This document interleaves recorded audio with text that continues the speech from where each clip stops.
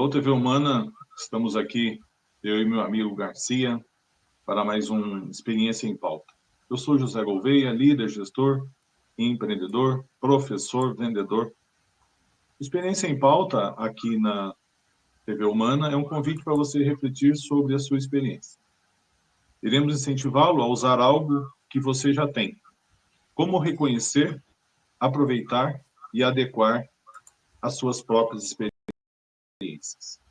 E hoje temos um tema bem pertinente para os dias atuais. Eu acho que desde sempre é um tema pertinente. Se já temos problemas para conseguir profissionais para determinadas posições, para determinados cargos, que dirá substituir um profissional? Ou criar um ambiente em que possamos fazer uma sucessão. E quando falamos de sucessão, podemos estar falando de cargos, carreiras, negócios, projetos ou empresas familiares. Garcia, esse é o tema de hoje, sucessão. Bom, obrigado de novo pelo convite aqui no seu programa. Esse é um tema bastante interessante, pertinente, e eu queria tecer um comentário aqui com relação a algumas coisas que eu tenho visto aí no mundo aí, vamos falar assim, nas big techs aí, ou big empresas aí no mundo. Então, recentemente eu li 2 artigos aí, 2 notícias aí, falando sobre alguns bilionários que não querem deixar sua fortuna para os filhos. Então, isso é uma questão aí bem interessante aí com esse tema de sucessão, né? Uhum. Porque daí, como que eu vejo isso daí? Por que o cara não quer deixar para os filhos? Ou se deixar, ele vai deixar um valor mínimo aí, não aqueles bilhões lá que eles têm. É assim, para poder falar disso especificamente, eu vou falar de um outro documentário que eu assisti há muito tempo atrás, uns 20 anos atrás, mais ou menos, que era sobre bilionários, mas bilionários herdeiros, e não os bilionários que construíram algo. Então, eram bilionários que nasceram bilionários. E daí era uma coisa assim bem interessante, que isso eu não sei se aqui no Brasil existe isso, realmente sou bem ignorante nesse aspecto, mas nos Estados Unidos existe. Bom, nesse documentário aí passava algumas famílias aí de bilionários nos Estados Unidos. E eram assim, era tipo a terceira, quarta geração de pessoas que tinham nascido bilionárias. Então mostrava lá nesse documentário aí uma mansão, um condomínio lá gigantesco, mas gigantesco mesmo, não era um gigantesco falando figurado. E nesse gigantesco aí era o seguinte, tinha uma mansão lá, gigantesca também, e daí tinha os herdeiros lá de uma empresa mundial. Essa empresa aí mundial, eles eram a quarta geração, era uma empresa que tinha sido fundada lá acho que final do século XIX, início do XX, uma coisa assim. E aí o curioso era assim, mostrava lá o pai, que já tinha nascido bilionário, e daí falando com o filho devia ter ali pelos seus 25 anos. Então, o filho falou assim, pai, puxa vida, não tenho o que fazer, eu não sei mais o que fazer aqui, eu não estou vendo muito sentido nas coisas. Aí o pai dele pegou e falou assim para ele, por que você não começa uma coleção de borboletas? Aí você vai poder estudar as borboletas, tal, você vai poder colecionar as borboletas. Bom, então, onde eu quero chegar com isso? Que era um negócio tão absurdo para o ser humano normal, aquilo que estava sendo mostrado. Mas então vamos lá. O pai tinha nascido bilionário, não sabia nem onde é que ficava a empresa. E o filho dele, que era a quarta geração, também nem sabia de onde vinha o dinheiro, vamos falar assim. Era um pouco pior a coisa. E bilionários. Exatamente. Por quê? Essas empresas, em algum momento lá no passado, foram criadas lá por algum empreendedor ou empreendedores, né, ou grupo de empreendedores, que ralaram o coco pra caramba. Coco, que eu estou dizendo é isso aqui, para quem não sabe. Sofreram as agruras aí de qualquer empreendedor e tiveram sucesso. A empresa cresceu e quando ela cresceu, ela se transformou em uma empresa mundial, então com faturamento mundial. As empresas foram para a Bolsa de Valores, capitalizaram-se muito mais. Então, hoje elas são empresas com acionistas, com um fundo de acionistas, né? E aí com um conselho administrativo também. Só que essas famílias de bilionários são, assim, famílias que têm o controle ainda. Só que alguém lá que é pago por eles é que administra tudo, que deve receber muito dinheiro também, provavelmente também é um bilionário. Sem dúvida. E essas pessoas vivem aí como parasitas. Então, isso realmente é uma coisa assim que é complexo, não dá para a gente dizer que é certo ou errado. Para uma pessoa com uma visão simplista, vai falar, o cara é parasita, não merecia uma coisa dessa, tal, que onde já se viu. Talvez a pessoa esteja certa. Como eu disse, é complexo a gente tratar esse tema, né? Porque,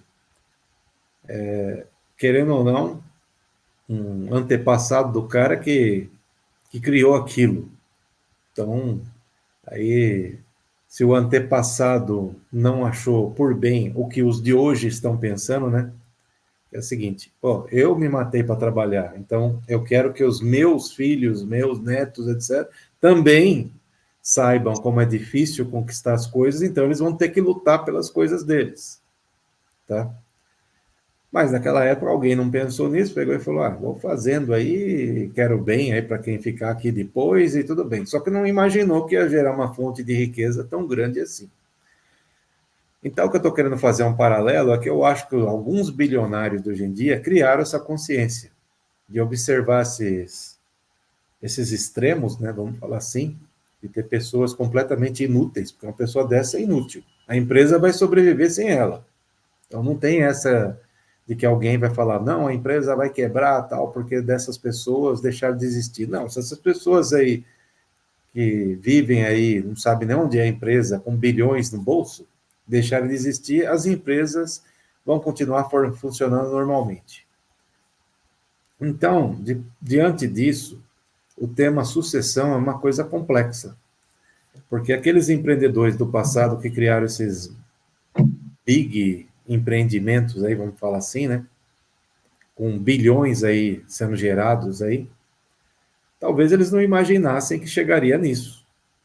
Talvez eles imaginassem que a empresa ia continuar em determinado tamanho e tal, e tudo bem. Então, seria natural lá que alguém da família deles, filho, etc., assumisse, continuasse tudo mais. Mas a coisa extrapolou. Então, alguns bilionários hoje em dia estão pensando assim, poxa, eu comecei lá numa garagem, né? Vamos falar de Bill Gates, vamos falar de Steve Jobs, que já faleceu. Eles realmente começaram em garagens, para quem não acha que a história é diferente, não foi assim mesmo. Eles tiveram lá alguns investidores lá, que são hoje em dia com um nome curioso, que é anjo, né? Investidor anjo, que acreditaram neles, botaram dinheiro. O negócio evoluiu, profissionalizou-se e transformou-se em empresas gigantescas. Então, alguns desses bilionários não querem que ter filhos que se tornem depois esses inúteis bilionários também. Ou que acabem com tudo, porque também tem isso, né? De repente, sim, aí o cara pode fazer coisas absurdas, vender as ações para alguém que não devia, tal, e daí quebra a empresa. Então, diante disso, eu sei que você trabalha com essa questão de sucessão familiar, até tem um amigo aí também que mexe aí com franquias, ele assumiu aí recentemente um projeto de franquia que também está passando pelo mesmo problema. Ou seja, a questão de sucessão. Então, o patrono lá, vamos dizer assim, que criou o negócio, desenvolveu lá, ralou muito coco, sofreu muito, chegou num determinado patamar e agora está querendo se aposentar, está querendo mais continuar, está querendo falar, chega, quero descansar agora, toquem vocês. Só que daí os filhos não estão preparados e em muitos casos aí, muitos empresários, os filhos não querem tocar isso. Os filhos querem fazer outra coisa, querem ser músico, querem ser, sei lá, engenheiro de alguma coisa. E não estou criticando de forma nenhuma eles. Os filhos têm o direito de tocar suas vidas do jeito que bem entenderem. Mas aí, muitas vezes, o negócio desaparece porque não tem sucessão.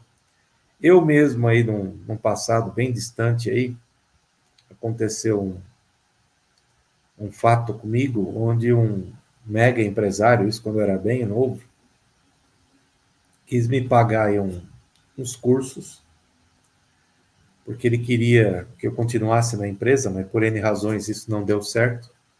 Continuasse na empresa dele, e ele tinha tido essa conversa comigo, a questão de sucessão. E eu não era ninguém na empresa dele, eu era o nada do nada do nada. Mas aí por um evento aí de algo que eu fiz extraordinário para a época, que foi consertar uma fábrica dele, ele quis me dar um prêmio. E desse prêmio aí era me manter na empresa dele, estudando, e daí ele teve esse discurso comigo, onde ele falou que muitos amigos dele, empresários, às vezes escolhiam alguém dentro da estrutura da empresa deles para investir em estudo, para que dessas pessoas assumissem postos mais relevantes ao longo do tempo, é claro, né? Não seria estudou, já é o diretor, não é isso? Mas eles seriam formados dentro da empresa também para assumir cargos de direção e às vezes até CEO da empresa. E ele me disse naquela época que os filhos dele não queriam nada com nada. Então, ele tinha que ver alguém dentro da estrutura dele para ser o sucessor e manter a empresa funcionando, tá? Então, diante disso, essa parecer que eu dei aqui sobre sucessão do ponto de vista de dono de alguma coisa, eu gostaria de iniciar aqui nosso programa aqui e ver seu ponto de vista com relação a isso. Muito bom.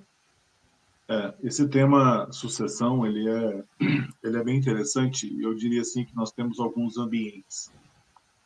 O primeiro ambiente, quando a gente fala de sucessão, se você tem um ambiente familiar ou se você tem um ambiente corporativo de uma empresa. Eu já trabalhei nos dois ambientes.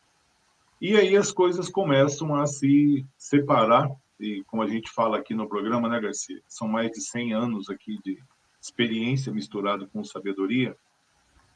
Com tanto avanço de tecnologia dos últimos tempos, eu costumo dizer que tempo, né, não é mais dinheiro. Isso faz um bom tempo que tempo não é mais dinheiro.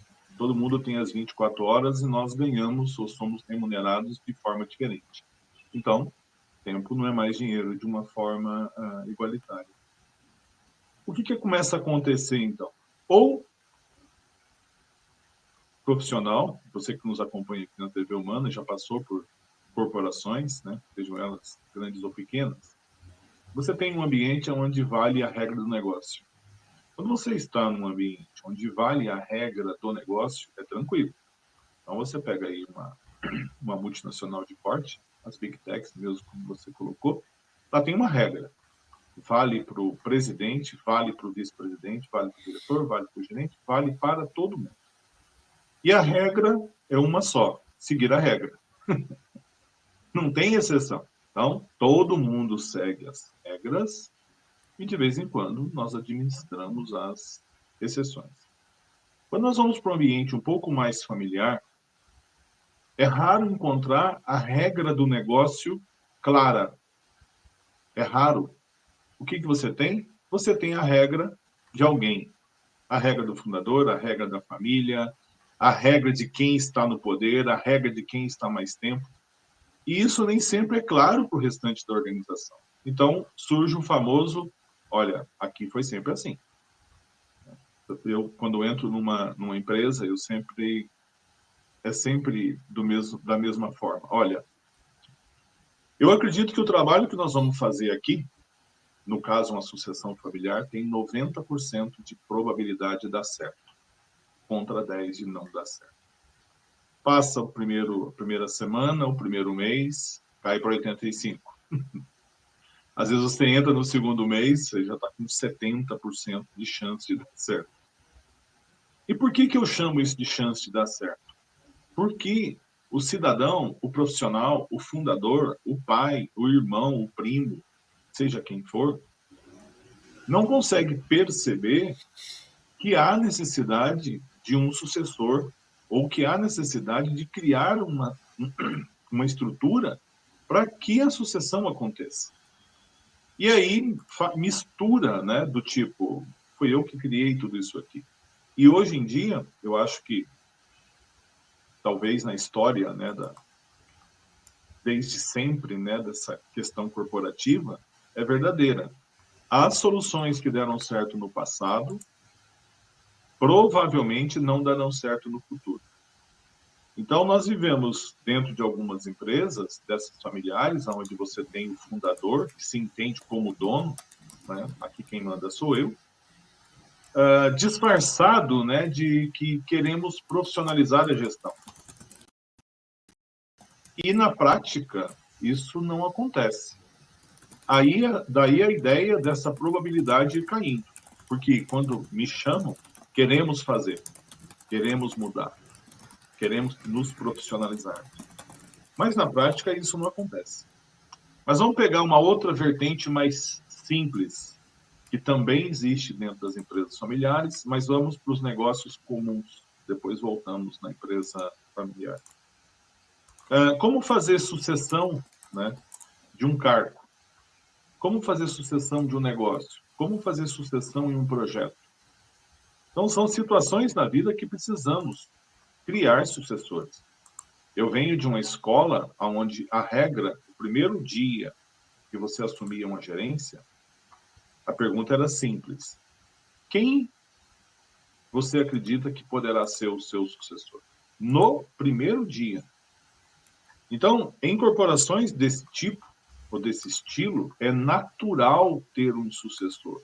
E não existe aquele medo, né, de que, poxa, eu estou preparando o cara que vai puxar o meu tapete. Não é essa a ideia. A ideia é dar estabilidade e também dar oportunidade para que você cresça. E essas sucessões, né, dentro das empresas, para posições, né, principalmente de liderança, para posições de gestão, elas costumam ser planejadas. Na minha opinião, por exemplo, é o plano de sucessão. Antigamente era o famoso backup, né? Quem é o seu backup? É o plano de sucessão que mantém as grandes corporações funcionando. Nós temos corporações no país há mais de 100 anos. Nós temos empresas que estão em mais de 100 países. Então, como se explica? Ok, precisa de processo, precisa de estrutura, mas são as pessoas que mantêm essas organizações globalizadas, são os profissionais que mantêm essas empresas crescendo, desenvolvendo, fazendo aquilo que elas têm para fazer dentro cada um do seu modelo, do seu negócio. E as pessoas não param para pensar, né? Mas eu tenho um processo sólido, tenho uma estrutura sólida, ok? Sem dúvida nenhuma isso é importante. Mas são as pessoas, e continuará sendo assim por um bom tempo, que ocupam a liderança, que ocupam a gestão, as responsáveis. Então, é uma condição mínima e básica. Ou as companhias têm um plano de sucessão para seus líderes, para seus gestores, ou elas terão problemas. Ponto. Por quê? Porque profissionais trocam de empresas, profissionais chegam ao fim de uma carreira, profissionais querem mudar. Hoje em dia, então, é mais comum ainda. Teve um tempo que era tranquilo, né? O gerente seria diretor, o diretor seria vice-presidente e uma corporação teria um profissional aí à sua disposição, 10, 15, 20. Eu mesmo fiquei numa corporação 20 anos.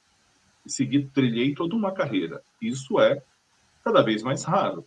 Então, sem um plano de sucessão para os profissionais que estão dentro de uma organização, essa organização terá problemas.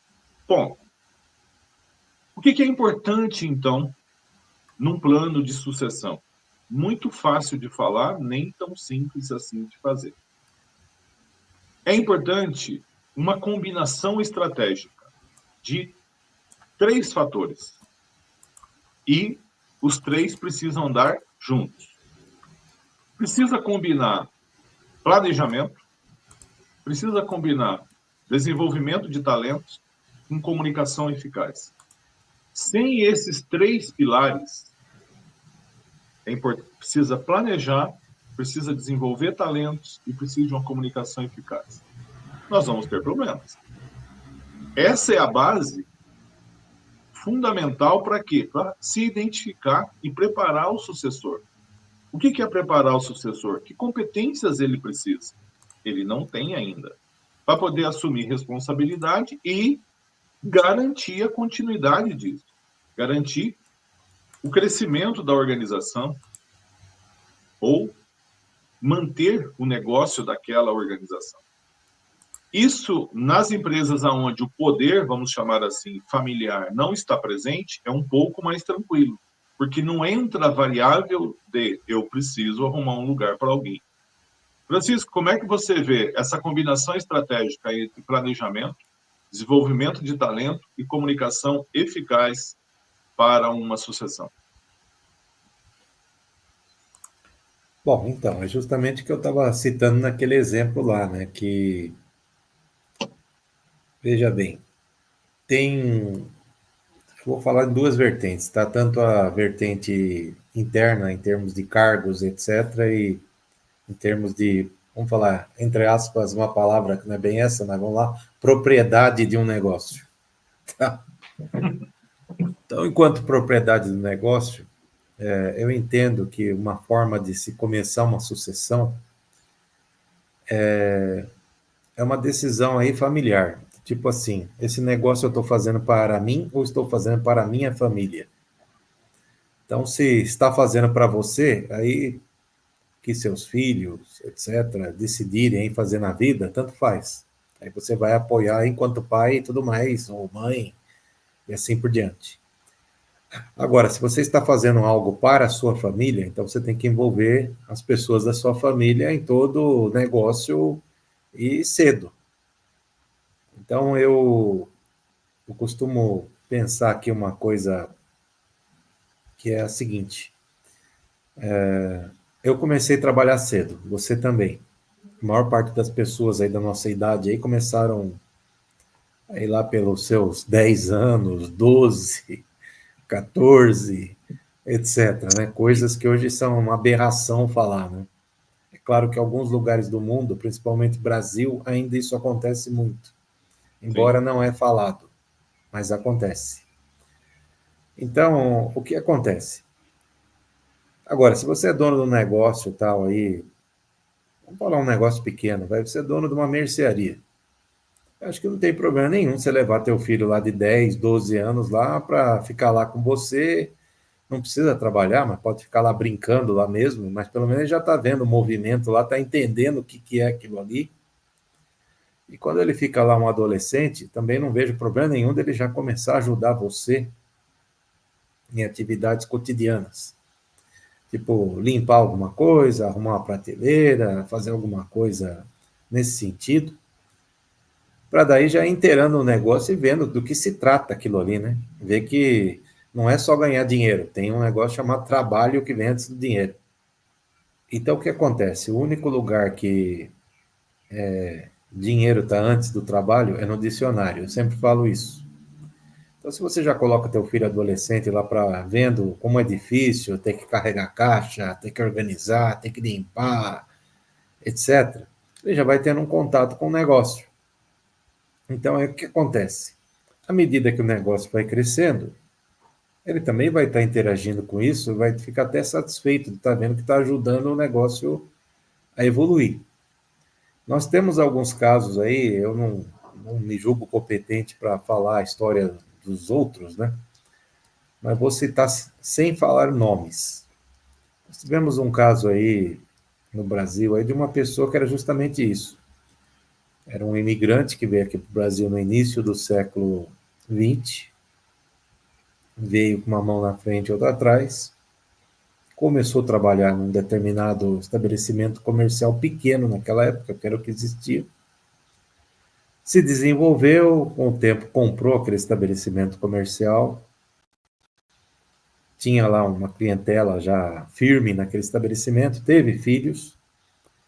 Aí um desses filhos, aí ele, com o esforço dele, pagou para fazer uma boa educação, estudou na Fundação Getúlio Vargas, isso muitas décadas atrás. Esse filho teve contato aí com novas formas de comércio, tudo mais. Chegou para o pai e falou assim: pai, eu acho que está na hora aí de nós crescermos esse negócio aqui. Aí o pai pegou e falou: tá, mas o que você quer fazer? Ah, eu quero fazer isso, isso, isso. Tá bom, o pai apoiou. Então, o que eu estou querendo dizer é que aí houve uma transição natural. Já existia o negócio, o filho já estava lá, já sabia a importância daquilo para o pai dele, obteve uma capacitação melhor, com melhores técnicas, chegou para o pai e falou: pai, precisamos crescer. O pai aceitou aquilo, e a partir daí o filho que assumiu o negócio, e o pai foi ficando cada vez mais fora do negócio, até que se aposentou totalmente, e o filho assumiu naturalmente o negócio. Então, isso é uma forma também, e aí já junta com a pergunta que você me fez, a questão da comunicação. Então, o que eu estou querendo dizer é que a comunicação era constante entre as partes. Agora, o que acontece também? Nós temos situações extremas no mundo, vamos falar assim, tá? Vamos pegar o caso da Coreia do Norte. Como que é feita a sucessão lá? A sucessão é muito simples. O dono do país lá, que é o ditador mor lá, fica até o último instante de vida dele, daí naturalmente assume lá um incapacitado, que é um filho dele que não foi preparado para isso, que é o que nós estamos vendo aí.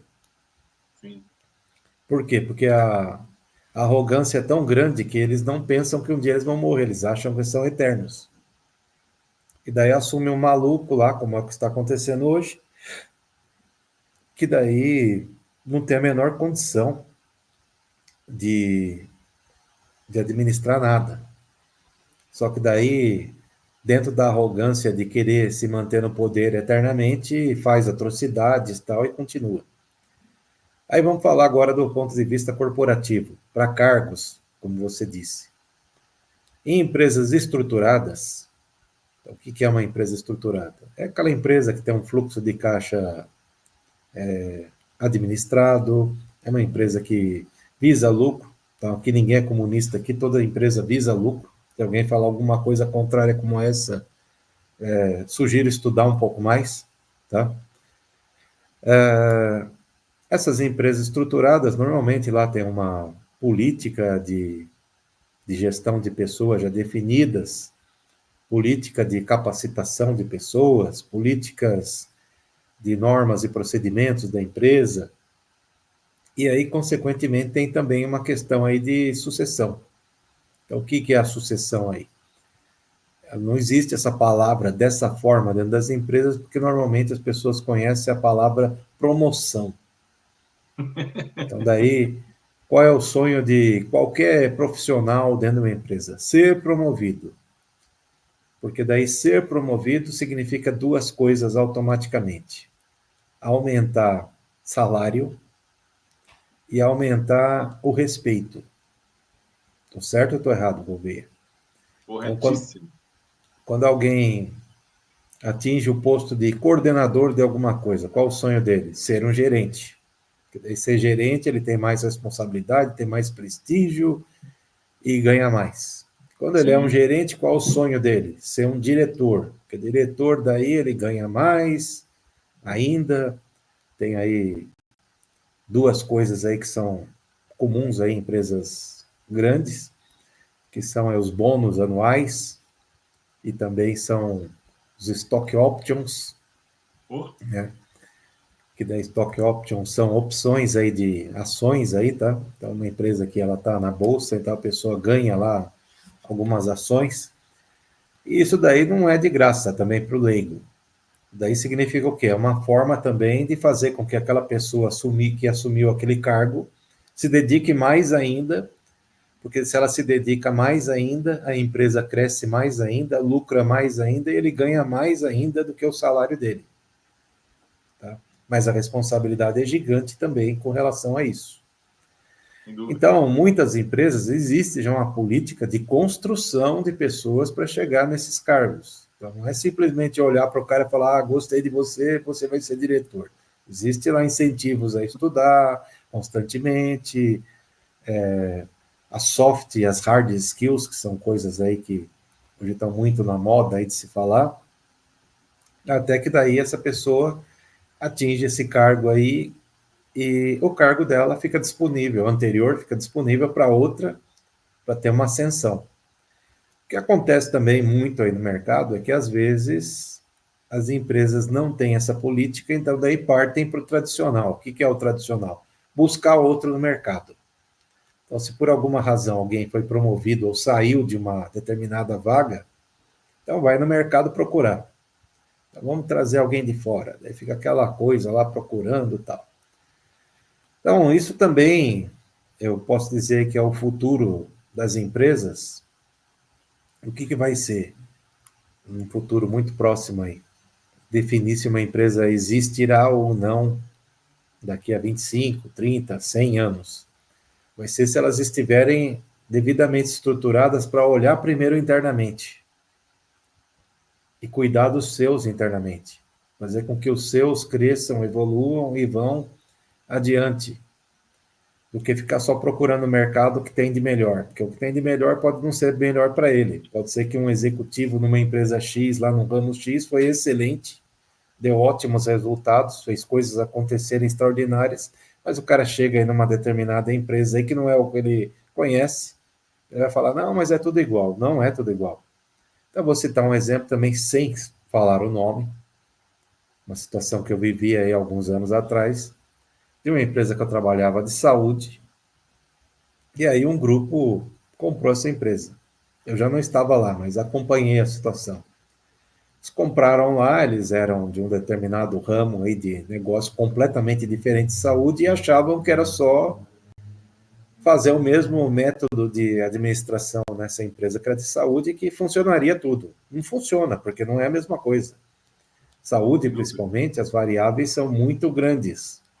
Você mexe aí com pessoas, medicamentos, equipamentos, e tudo isso daí é variável. Tanto que no nosso dia a dia aí, todos aqui já devem ter ido em algum momento em algum médico, com algum sintoma de alguma coisa, o médico pega e fala, é virose. Então, o que é virose? Existe alguma doença chamada virose? Não existe doença chamada virose. Então, o que seria isso? Isso seria o mesmo que eu não sei bem o que você tem, então eu vou generalizar aqui e vou passar alguma coisa de acordo com o que eu conheço para ver se funciona. Basicamente é isso que é o tratamento da virose. Vamos torcer para dar certo. Isso. Então, diante disso, o que eu estou querendo dizer? Saúde é uma coisa complexa. Então, não existe uma fórmula mágica de sucessão tanto de proprietário, vamos falar assim, quanto de cargo. Isso daí tudo depende de cada empresa. Mas o fato é, aquelas empresas que olharem melhor para os que já estão ali desde o começo, terão mais êxito no futuro. É isso que eu tinha para falar. Sem dúvida. E pegando aí, emendando com o que você está colocando, né, para quem está acompanhando a gente aqui no Experiência em Pauta, só dinheiro, como eu coloquei no começo desse episódio, só dinheiro, né, só tempo não é mais dinheiro. Né? Tempo é dinheiro, não é bem assim. E quando a gente fala, né, de pessoas ou de profissionais, eu montei até uma palestra tempo atrás, onde eu dizia, as pessoas não são o maior problema de uma organização. Mas, Gouveia, você ficou maluco. A gente tem grandes problemas com as pessoas. Nós temos problemas com os profissionais. Né? E, na minha opinião, as pessoas não são o maior problema. A questão é o que a organização quer, seja ela familiar ou não. Então, a criação de um ambiente de trabalho que valoriza o desenvolvimento do profissional, a uma sucessão interna, é crucial para motivar quem está lá dentro. E aí você tem uma cultura organizacional de desenvolvimento de competências para os profissionais e alguns desses irão suceder outros. É a falta dessa clareza, é a falta deste ambiente, como você mesmo colocou. Olha, eu preciso, vamos conversar, eu tenho uma estrutura e eu preciso de um supervisor. Se eu procuro esse supervisor dentro, ou se já está se trabalhando alguns profissionais para serem supervisores, é tranquilo. Você coloca no quadro de aviso, você faz um processo e escolhe. O que você demonstra para a organização? Poxa, aqui dentro se trabalha o desenvolvimento dessas competências. E assim sucessivamente. Tem alguns, foi o meu caso, que você dá um salto. Alguém olha um dia para você, fazendo um trabalho rotineiro, e fala, poxa vida, eu acho que esse rapaz ou essa moça aí tem perfil para ser um líder. Tem perfil para ser um gestor. Vamos investir? Trabalhei numa empresa, por exemplo, que ela escolheu entre 5 mil e uns quebrados de profissionais, 33 profissionais que eram considerados high potential. Por que fizeram isso? Porque alguém veio com um programa de trainee e, de repente, tinha um monte de cara que não conhecia a organização sendo preparados para ser diretor. E nós, dentro, não tínhamos oportunidades. Então, esse programa, que na época chamava-se High Potential, era uma contrapartida para o programa de trainee, que também era importante para a organização. Quando a organização, a empresa fez isso, o que ela estava dizendo para toda a estrutura? Quem está aqui dentro vai ter oportunidade, sim. É elegível, sim. E aí começa, Francisco, nessa história de sucessão, uma questão importantíssima que nos dias de hoje parece que o pessoal vai meio esquecendo. Todo mundo fala, né? Perfil adequado. O que eu sempre costumo dizer é pré-requisito adequado. O pessoal está meio querendo forçar a barra, né?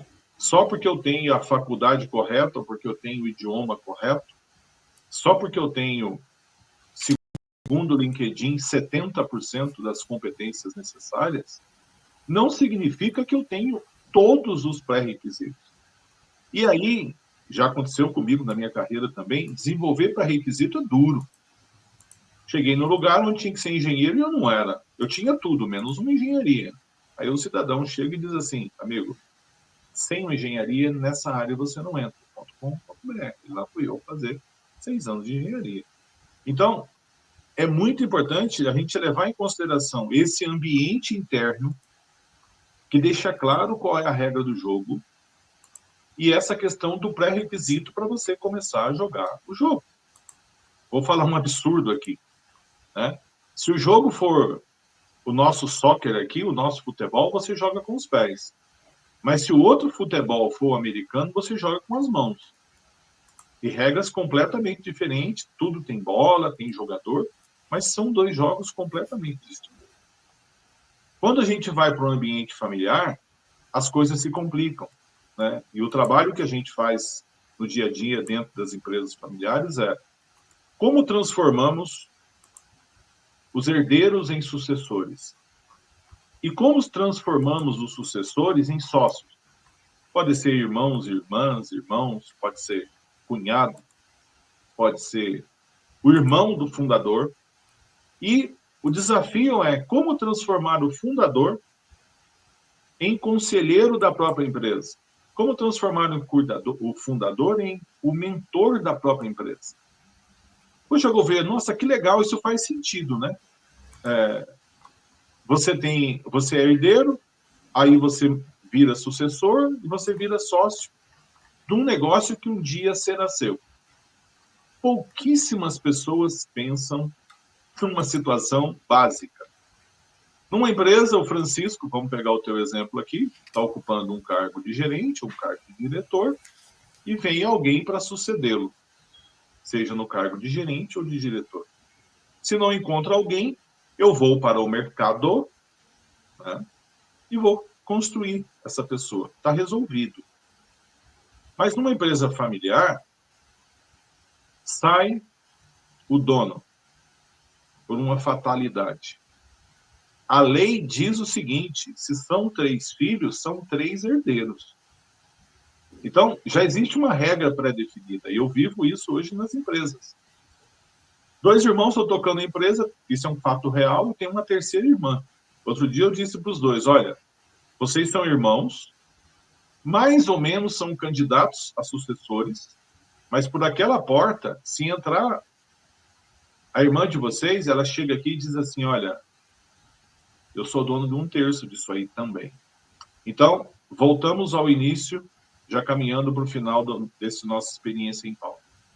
Sucessão, seja numa empresa familiar, seja em cargos, seja nos negócios, até mesmo em projetos, você vai precisar de uma combinação estratégica. Planejamento, desenvolvimento de talento e uma comunicação eficaz. Sem essa clareza para toda a organização, teremos dificuldade de construir ou trilhar por essa sucessão. No mercado de trabalho, e aí para você, né, que tem toda essa sua experiência, você tem ótimas oportunidades, porque se está difícil conseguir profissionais para determinadas posições, principalmente de gestão e de liderança, não estou falando técnico, técnico eu sou da opinião que de um jeito ou de outro se desenvolve. Agora, gestor e líder desenvolve-se também num outro nível de complexidade.